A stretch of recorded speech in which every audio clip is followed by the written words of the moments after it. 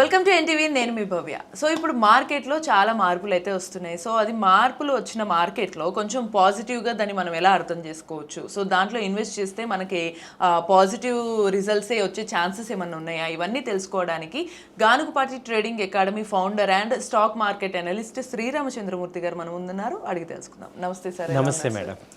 Sir, ఇప్పుడు market డైరెక్ట్గా ఇప్పుడు రైట్ నౌ మనం మాట్లాడుతున్న సిచ్యువేషన్లో లైక్ జూలై 9th ఆ టైంలో చూసుకుందాం, 8th to 9th మధ్యలోనే. సో ఈ టైంలో మార్కెట్ ఎలా ఉందంటారు?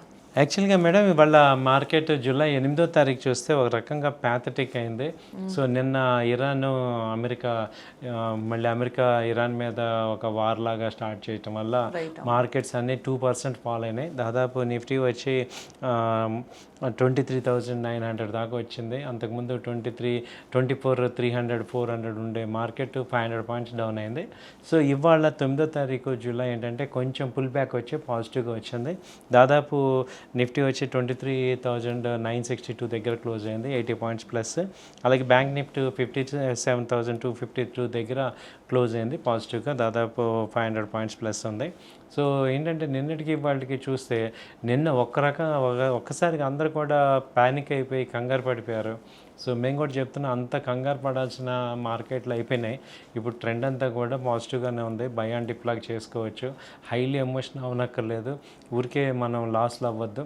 సో ఇప్పుడు ట్రెండ్ పాజిటివ్గా ఉంది. సో చాలా సెక్టర్స్ అన్నీ కూడా పాజిటివ్ సెక్టర్స్ అవుతున్నాయి. అటు బ్యాంకింగ్ కానీ, ఇటు ఆటోమొబైల్, ఫైనాన్స్, అలాగే ఈ రియాలిటీ సెక్టరు, తర్వాత ఫార్మా సెక్టరు, ఇవన్నీ కూడా పుంజుకుంటున్నాయి. కాబట్టి మంచి మార్కెట్స్ అయితే పాజిటివ్గా ఉన్నాయి.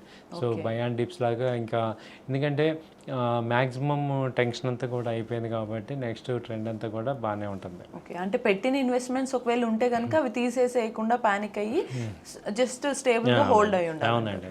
ఇక్కడ ఏంటంటే wait and watch market. Last 4 months అంతా కూడా ఒక గందరగోళం మార్కెట్. ఇప్పుడు ఏంటంటే కొంత క్లారిటీ, బుల్ మార్కెట్కి ప్రిపరేషన్ అయ్యే టైం. కాబట్టి మనందరం టెన్షన్ పడకుండా మీరు అన్నట్టు పేషెన్స్గా వెయిట్ చేస్తే బాగానే ఉంటుంది. రైట్ సార్, మరి అంటే స్టాక్ మార్కెట్ పాజిటివ్గా ఉందంటున్నారు, మరి గోల్డ్ అండ్ సిల్వర్ పరిస్థితి ఎలా ఉందంటారు? గోల్డ్ అండ్ సిల్వర్ వచ్చి ఇప్పుడు గోల్డ్ ప్రెజెంట్ వచ్చి నిన్న బాగా ఫాల్ అయింది గోల్డ్. అలాగే 147, 148 నుంచి ఇప్పుడు 140 దాకా వచ్చింది గోల్డ్. సో మళ్ళీ వాళ్ళ రికవర్ అవుతుంది గోల్డ్ వచ్చి. సో ప్రెజెంట్ వచ్చి 143 ఆ రేంజ్లో ఉంది. ఇంటర్నేషనల్గా చూసుకుంటే 4,070 ఆ రేంజ్లో ఉంది. అలాగే సిల్వర్ కూడా ఇంతకుముందు 2,40,000 దాకా వచ్చి మళ్ళీ వాళ్ళ మార్నింగ్ 2,25,000 దాకా తగ్గింది. ఇప్పుడు మళ్ళీ ఒక 4-5,000 పాయింట్స్ పెరుగుతుంది. ఇక్కడ ట్రెండ్ ఇక్కడ సపోర్ట్ తీసుకుంటుంది. ఒక బ్రాడ్ రేంజ్లో ఉంది గోల్డ్ సిల్వర్. 1,48,000 నుంచి 1,50,000 వరకు సిల్వర్ గోల్డ్ ఉంది. 2,20,000 నుంచి 2,50,000 మధ్యలో సిల్వర్ ఉంది. ఈ రెండు. అలాగే ఫెడ్ రేటు ఇవేంటంటే డాలర్ మీద ఇంపాక్ట్ అయి ఉంటాయి కాబట్టి ఫెడ్ కూడా రేట్ హైక్ ఒకటి ఉంది అని చెప్తున్నారు.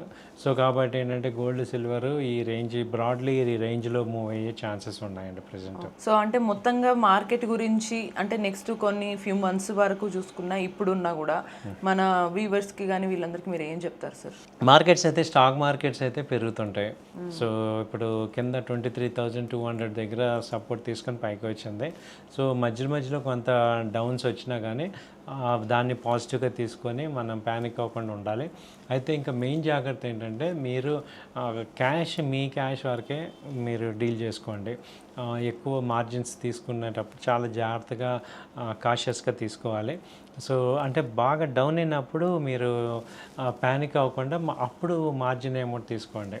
సపోజ్ నా దగ్గర 10 lakhs ఉన్నాయి, ప్రజెంట్ 10 lakhsతోనే మీరు ట్రేడ్ చేసుకోండి.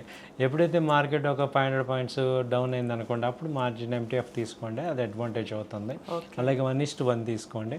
మంచి క్వాలిటీ స్టాక్స్ టాప్ 200 కంపెనీస్లో ఇన్వెస్ట్ చేయటం వల్ల మీకు ఏంటంటే స్ట్రెంగ్త్ ఉంటుంది మార్కెట్లో.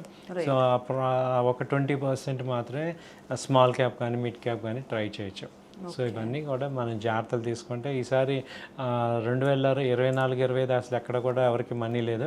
బట్ ఈ నెక్స్ట్ 6 months కూడా మేము అనుకుంటున్నాం మార్కెట్ బాగుంటుందని. సో అందరూ కొంత వెల్త్ క్రియేట్ చేసుకోవచ్చు అనే పాయింట్ అండి. Okay, super sir.